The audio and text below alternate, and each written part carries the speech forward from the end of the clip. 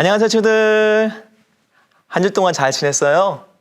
오늘 우리 친구들과 함께 나눌 말씀은 마가복음 2장 14절부터 17절까지 말씀이에요. 함께 우리 말씀을 읽어볼게요. 예수님께서 호숫가를 거시다가 알페오의 아들 레위가 세관에 앉아 있는 것을 보셨습니다. 예수님께서 그에게 말씀하였습니다. 나를 따라오너라. 그러자 레위는 일어나서 예수님을 따랐습니다. 예수님께서 레위의 집에서 식사를 하고 계실 때였습니다. 여러 세리들과 죄인들이 예수님과 그 제자들과 함께 식사를 하고 있었습니다. 왜냐하면 이런 사람들이 예수님을 많이 따랐기 때문입니다.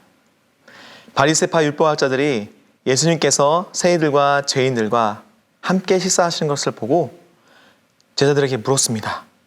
어째서 너희 선생님은 세리와 죄인들과 먹고 마시느냐? 예수님께서 이 말을 들으시고 그들에게 말씀하였습니다. 건강한 사람에게는 의사가 필요 없고 병든 사람에겐 의사가 필요한 것이다. 나는 의로운 사람을 부르러 온 것이 아니고 죄인들을 부르러 왔다. 마가복음 2장 14절부터 17절 말씀. 아멘. 우리가 오늘 함께 나눌 말씀의 제목은 우리에게 오신 예수님이에요. 우리 친구들 함께 성경 이야기 나누기 전에 한 가지 이야기를 해줄게요. 지난 2010년 쌍둥이를 임신한 호주의 케이트 부부가 있었어요. 쌍둥이 임신한 지 6개월 만에 조산을 하면서 미숙아로 태어난 쌍둥이는 매우 위험했어요. 생명이 위험했어요. 특히 아들 제이미의 상태가 아주 안 좋았어요. 병원에서는 부모님에게 이렇게 말했어요. 마음의 준비를 해야 할 것 같습니다. 그렇게 말하고 의사는 20분 동안 열심히 노력했지만 아이의 심장은 멈추었어요. 아들이 죽었다는 소식에 뜨거운 눈물을 흘리며 부부는 차갑게 식어간 아들을 한 번이라도 품에 안고 싶어서 옷을 벗고 제이미를 힘껏 껴안고 자신의 체온으로 막 비볐어요. 그리고 죽어간 아들이 안심할 수 있도록 이렇게 속삭임 말했어요. 아나나한테. 제이미, 남아있는 쌍둥이 동생은 괜찮아. 그 순간 품에 안겨있던 제이미가 움직이기 시작했어요. 아빠의 손가락을 움켜쥐는 기적 같은 일이 일어난 거예요. 이후 병원의 응급치료를 받은 제이미가 기적적으로 살아났고 부모는 이렇게 말했어요. 아기가 되살아난 것은 축복입니다. 라고 말했어요. 이후 제이미는 부모의 사랑으로 건강하게 자라게 되었어요. 엄마 아빠의 사랑 이야기를 듣게 되거나 보게 되면 떠오르는 성경 구절이 있어요. 그 성경 말씀은 요한복음 3장 16절 말씀이에요. 같이 한번 읽어볼까요? 하나님께서는 세상을 사랑하여 독생자를 주셨다. 이는 누구든지 그의 아들을 믿는 사람은 멸망하지 않고 영생을 얻게 하려 하십니다. 항상 읽을 때마다 사랑을 느끼게 되는 그 말씀인 것 같아요. 우리를 사랑하시는 하나님께서 이 땅에 예수님을 보내주신 거예요. 왜 예수님 보내주셨을까? 왜? 예수님이 우리에게 오신 이유는 무엇일까? 같이 한번 읽어볼까요? 우리를 부르시기 위해 오셨어요. 그래요, 친구들. 우리를 부르시기 위해 오셨어요. 예수님이 있던 당시의 시대에는요, 세리라는 직업이 있었어요. 당시 세리들은 같은 나라 사람들에게 세금을 걷어서 로마라는 그 강한 나라에게 바치는 반역자이고 범죄자라고 해서 유대인들이 함께하지 않았어요. 세리는 그 당시 유대인들이 가장 피하고 싶은 대상이었어요. 만약 유대의 랍비나 도덕교사 혹은 종교교사가 지나가다가 세리를 만나면 절대로 쳐다보지 않았어요. 세리는 높은 곳에 앉아서 이렇게 오고 가는 유대인들에게 계속적으로 세금을 거었어요. 사람들은 모두 레위라는 세리가 누군지 알고 있었어요. 14절에서 예수님께서는 길을 가시다가 드디어 레위라는 세리를 보게 되었어요. 한 말씀을 볼까요? 말씀에 보면 이런 말씀이 있어요. 보셨습니다. 나를 따라오너라. 따랐습니다. 예수님은 지나가시다가 그냥 아니라 일부러 세리를 보셨어요. 그리고 예수님께서는 레위에게 나를 따라오너라 라고 말씀하셨어요. 이 말은 아주 쉬운 것 같지만 절대 아니에요. 생각해 보세요. 예수님의 부르심은 레위가 세리라는 직업을 통해 엄청난 돈과 부를 누릴 수 살 수 있는 것을 그 직업을 포기하라는 거예요. 그리고 그렇게 살았던 인생도 포기하라는 거예요. 새로운 삶을 살겠다는 명령에 순종하는 모습을 볼 수 있어요. 만약에 어떤 사람이 내가 가지고 있는 거 다 포기하고 따라오라고 하면 갈 사람이 있을까요? 나는 갈 수 있다. 한번 손 들어봐요. 나는 갈 수 있어요. 아마 쉽게 간다는 말은 안 할 거예요. 이럴 수도 있죠. 만약 집을 포기하고 또는 학교 다니는 것을 다 버리고 따라오라고 한다면 갈 수 있을까요? 요즘은 코로나19 때문에 막상 학교도 못 가고 집에 있지 않으면 위험하다고 하니까 그렇게 따라와라 했을 때 다 버리고 간다는 거는 상상도 못할 일이에요. 이 레위라는 사람이 누군지 친구들은 아마 잘 모르겠지만 예수님의 12제자였던 마태는 알 거예요. 바로 이 레위라는 세리가 예수님에 대한 성경책 중에 마태복음을 하나님의 도우심으로 쓰게 된 마태라는 사실이에요. 그는 비록 많은 사람들에게 손가락질을 받으며 살아온 세리였지만 예수님이 보시고 또 부르심을 통해서 예수님 따라 삶이 바뀌었어요. 그리고 나서 예수님께서는 레위의 집에 가셔서 식사를 하셨어요. 15절 말씀 볼까요? 여러 세리들과 죄인들이 예수님과 그 제자들과 함께 식사를 하고 있었습니다.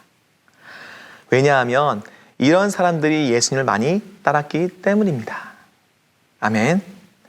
이 공동체 식사는요, 당시에 쳐다도 보지 않는 죄인들과 교제하시려고 그러는 것을 예수님의 사랑을 전하시기 위해서 만든 뜻깊은 자리였어요. 많은 사람들이 예수님의 자신들을 죄인이지만 환영하고 반긴다는 것도 알고 있었어요. 우리도 예수님을 몰라서 우상을 섬기는 사람들, 악을 행하는 사람들, 죄를 즐기는 사람들을 쳐다보지 않는 것이 아니라 예수님의 눈으로 볼 수 있어야 돼요. 예수님은 지금도 우리를 보고 계세요. 우리가 예배드리는 지금의 모습, 그리고 우리가 신앙생활하는 모습, 그리고 예배의 자리, 기도의 자리, 큐티의 자리, 그리고 복음이 선포되어지는 그 자리로 우리를 오라, 따라와라 부르시는 거예요. 나를 따르라 하는 사람이 별 볼 일 없는 사람이라면 따라가봤자 의미가 없겠죠. 그렇지 않을까요?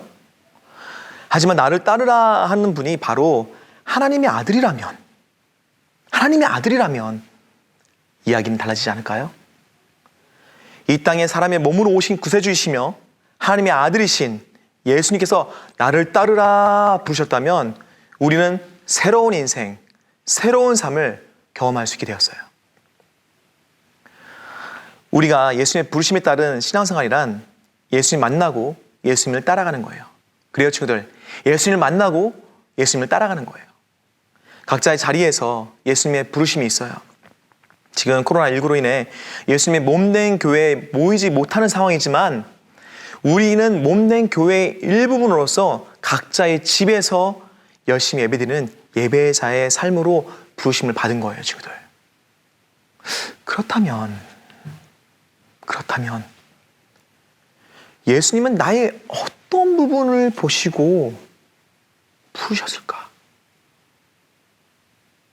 한번 같이 읽어볼까요? 죄인된 나를 보고 부르셨어요. 다시 한번. 죄인된 나를 보고 부르셨어요. 16절에는 당시에 의인이라고 지칭하는 바리새파와 율법학자들이 예수님에게 이런 질문을 해요. 어째서 너희 선생님은 세리와 죄인들과 먹고 마시느냐? 당시에는 하나님의 말씀만큼이나 힘이 있던 삶의 규정, 곧 도덕적인 법이 있었어요. 그 법을 중요하게 여긴 사람들이 와서 법과 전통에 순종하게 하는 것이 메시아 역할인데, 메시아라는 예수님이 죄인들과 말하고 세리들과 밥을 먹어? 이해할 수 없고 상상할 수 없고 너무 놀라운 일이에요. 왜냐하면 자신들은 깨끗한 사람이기 때문에 죄인한 사람들과 말도 안 해야 되고요. 밥을 먹어도 안 되고 쳐다도 안 봤어요. 왜냐? 자기는 깨끗하니까 더러워질까 봐. 그들은 이 질문에 대해서 당연하게 여겼지만 예수님은 17절 말씀에서 이렇게 대답하셨어요. 같이 한번 읽어볼까요? 예수님께서 이 말을 들으시고 그들에게 말씀하였습니다. 건강한 사람에게는 의사가 필요 없고 병든 사람에게 의사가 필요한 것이다. 나는 의로운 사람으로 부르는 것이 아니라 죄인들을 부르러 왔다. 아멘. 여기서 의인한 말은 자신 스스로를 의롭다 여기는 사람들 말하고 있어요. 아까 말했던 바리새인들과 율법학자들, 또 서기관들. 하지만 하나님 앞에서 어느 누구도, 중요한 건 이거예요. 어느 누구도 스스로 구원을 이뤄낼 수 있는 사람은 없어요. 실제로 그렇기 때문에 모든 사람이 죄인이라고 말할 수가 있어요. 예수님께서는 자신의 죄인임을 고백하고 하나님의 구원을 바라는 자들을 부르러 오신 거예요. 예수님이 죄인된 나를 부르신 이유는 회개의 기회를 통해서 죄에서 멀어지고 하나님과 가까이 하는 삶을 살 수 있도록, 죄에서 돌이키게 할 수 있도록 부르시는 거예요. 주님과 함께하는 삶을 살 수 있도록 또한 부르시는 거예요. 사랑하는 친구들, 모든 사람이 죄성을 가지고 태어난다는 거 알고 있어요? 우리는 이것은 원죄라고 해요. 이 원죄는 하와가 마귀의 유혹을 이기지 못하고 선악과를 아담과 함께 맛있게 먹고 하나님의 말씀을 순종이 아닌 불순종하는 죄를 말하는 거예요. 이 죄는 오늘을 살아가는 모두도 태어나면서 가지게 됐다고 성경은 말하고 있어요. 죄라는 것은 우리가 하나님이 기뻐하지 않는 생각이나 행동이나 마음을 말하고 있어요. 죄인의 모습으로는 하나님을 자신과 세상의 주인으로 인정하지 않고 자기 스스로 자신의 세상과 이 모든 것의 주인이 되는 마음, 하나님 말씀 살지 않고 순종하지 않고 욕심내어서 마음대로 살아가려는 이 마음, 이 죄인의 모습이에요. 지금 내가 있는 자리에서 죄인된 우리에게 죄를 회개할 수 있는 기회를 주시는 예수님의 부르심, 진짜 대단한 일이에요. 하나님께 영광의 박수를 해야 돼요. 감사합니다 하나님, 예수님 정말 감사합니다 라는 말을 지금 해야 돼요. 이 회개는요, 이런 말이 있어요. 변화되다, 돌이키다 라는 뜻이에요. 회개란 단순히 미안합니다 이런 게 아니에요. 친구들, 그런 감정 잠깐의 순간이 아니에요. 마음의 변화가 일어나서 죄로부터 돌아서서 멀리하고 하나님께로 가까이 나아가는 것을 회개의 기도라고 하는 거예요. 친구들, 진심을 다해 힘을 다해 정말 땀방울이 핏방울 날 정도로 내 죄를 멀리하려고 노력하는 그 모습이 회개의 기도의 자세인 거예요. 요한복음 1장 12절 말씀 보면 이런 말씀이 있어요. 그러나 누구든지 그분을 영접하는 사람들, 그분의 이름을 믿는 사람들에게는 하나님의 자녀가 되는 자격을 주셨습니다. 죄인에서 하나님의 자녀가 되는 축복의 자리로 나아갈 수 있게 하는 것이 바로 죄를 회개하는 나의 모습이에요. 그래야지만 하나님의 자녀가 될 수 있어요. 하나님을 만날 수가 있어요. 하나님과 가까이 할 수 있어요. 그 부르심의 대가는요, 예수님의 그 부르심의 대가는 예수님의 십자가의 피 흘리심이에요. 에베소서 1장 7절 말씀을 볼게요. 그리스도 안에서 우리는 그의 보혈로 자유함을 얻었습니다. 또한 하나님의 풍성한 은혜로 죄사함도 받았습니다. 우리를 부르신 예수님께서는요, 나의 죄에 대한 대가를 자신의 생명을 희생하는 대신 부르신 거예요. 나를 따라오느라 말이 자신의 생명과 바꿨던 거예요. 친구들, 로마서 5장 8절 말씀 볼까요? 같이 한번 읽어볼까요? 그런데 그리스도께서는 우리가 아직 죄인이었을 때 우리를 위해 죽으셨습니다. 이것으로써 하나님께서는 우리를 향한 그분의 사랑을 나타내셨습니다. 그냥 부르는 것이 아니라는 거예요. 죄인된 내가 하나님의 자녀가 되는 것은 믿음의 고백으로 쉽게 되어진 것 같지만 엄청난 대가를 통해 이루어진 거예요. 생명이라는 대가. 죄인된 우리가 함께 예배드리지 못하지만 지금 내가 있는 자리에서 예수님을 따라 살아갈 수 있도록 해요. 예수님의 부르심은 그냥 쉽게 부른 말이 아니라는 거. 요한복음 3장 17절 말씀도 목사님 한번 읽어줄게요. 하나님께서는 세상을 심판하시기 위해 그의 아들을 세상에 보내신 것이 아니라 자기 아들을 통하여 세상을 구원하시기 위해 아들을 보내신 것이라. 아멘. 죄인된 나를 사랑하시는 하나님께서는 나의 죄를 회개하고 예수님의 이름을 믿음으로 구원받아 하나님과 함께 할 수 있는 삶을 살아가기 위해 예수님을 우리에게 보내주신 거예요. 내 마음의 한 자리가 예수님의 자리라는 것을 기억해야 돼요. 어느 한 고등학생 이야기를 하고 마칠게요. 그 아이는 고등학교를 처음 들어갔을 때 원하는 학교에 들어가지 못해 참 힘들어했어요. 그리고 부모님께 죄송한 마음과 죄스러운 마음이 있었어요.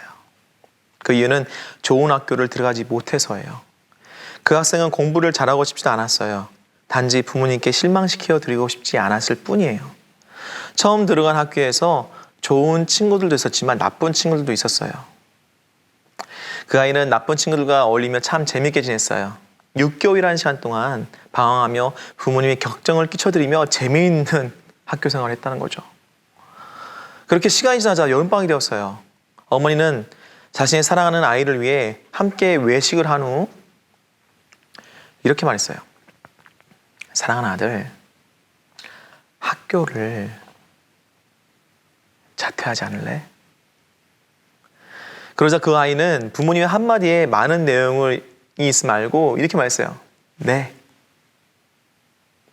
그렇게 자퇴한 후 그 아이는 어려운 시간을 통해 다시 공부를 했어요. 열심히 공부를 했어요.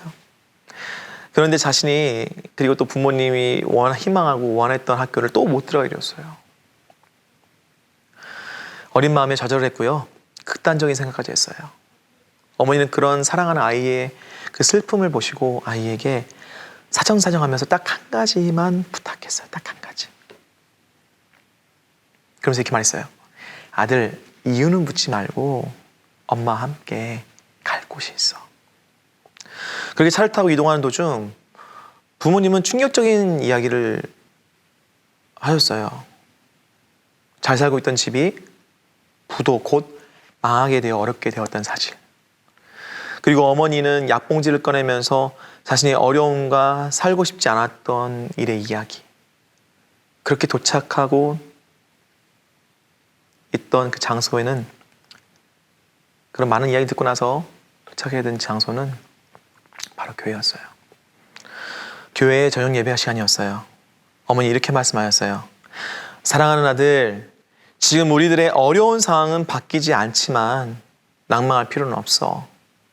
나는 이 교회에 와서 예배를 드림으로 다시 살아갈 수 있게 되었어. 사랑하는 아들, 죽어가지 말고 살아가자. 그리고 예배를 드렸어요. 예배 시간에 선포되는 말씀을 들은 후 목사님이 이렇게 말씀하셨어요. 지금 여기 이 자리에서 주님을 만나고 싶은 사람이 있으신가요? 지금 이 자리에서. 그 아이는 정말 만나고 싶었어요. 그 자리에서 일어나 기도했어요. 그러자 신기하게도 하나님은 마음의 평강을 주시며 말씀하셨어요. 내가 너를 사랑한단다. 내가 너와 함께 하겠다. 두려워하지 말아라. 내가 너를 사랑한단다.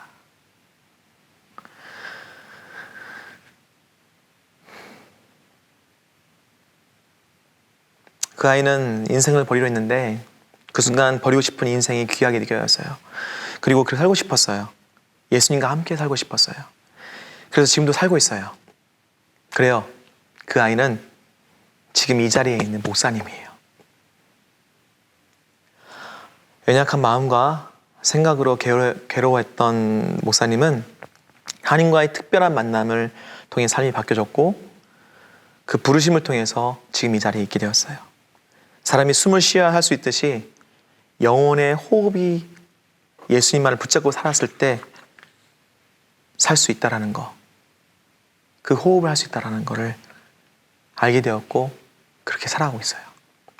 사랑하는 친구들, 지금 내가 있는 이 자리에서 나를 부르시는 예수님을 따라 살아보지 않을래요? 우리 한번 그렇게 살아갔다는 친구 있다면요, 뭐 자리에서 일어나서 좋고요, 앉아도 좋고요, 눈을 감고 손을 모으고 같이 이렇게 기도하면 좋겠어요. 사랑하는 예수님, 죄인된 나를 불러주셔서 제가 회개 기도할 수 있게 해주세요. 저의 죄를 회개할 수 있게 도와주세요. 예수님, 이제 제가 사라져 비어진 나의 마음에 주인을 오셔서 항상 함께 해주세요. 우리 잠깐 기도할게요. 하나님 감사합니다. 주님께서 인도하신 가운데 우리 친구들의 아버지와 자리에서 아버지 정말 코로나19로 인해서 함께 모이지 못했지만 지금 기도하는 가운데 있습니다. 함께 도와주시고 인도하시고 도와주사 아버지여 더욱더 주님만 붙잡아서 도와주시고 말씀 따라 살 수 있도록 정말 주님 따라 살 수 있도록 도와주시고 자신의 죄를 회개하며 나갈 수 있도록 도와주시옵소서. 자신의 죄를 회개하며 나의 마음의 주인으로 예수님 모실 수 있도록 도와주시옵소서. 주님 인도하여 주시옵소서. 주여 도와주시옵소서. 주여 도와주시옵소서. 살아계신 하나님, 함께 모인 예배의 초소는 아니지만 각자의 자리에서 기도합니다. 우리 친구들 자신의 죄를 회개하며 주님의 부르심 따라서 정말 그 기도의 자리, 예배의 자리, 복음이 선포된 자리를 가까이 할 수 있도록 도와주시고 그 부르심 따라서 살 수 있도록 도와주시옵소서. 주님께서 우리 아이들 인도하시고 도와주사 주님만을 바라보며 주님만을 사람 나갈 수 있도록 지금 이 위험한 이 시기에 믿음으로 또 건강하게 살아갈 수 있도록 도와주시옵소서. 이제는 우리를 구원하시기 위해 이 땅에 오신 예수님의 은혜와 하나님의 끝이 없는 사랑하심과 성령의 사랑의 교통하심이 어린이집 모든 어린이들 마음에 주님의 말씀의 은혜가, 주님의 부르심의 은혜가 가득하길 간절히 축원하옵나이다. 아멘. 사랑하는 친구들, 한 주 또 승리하세요.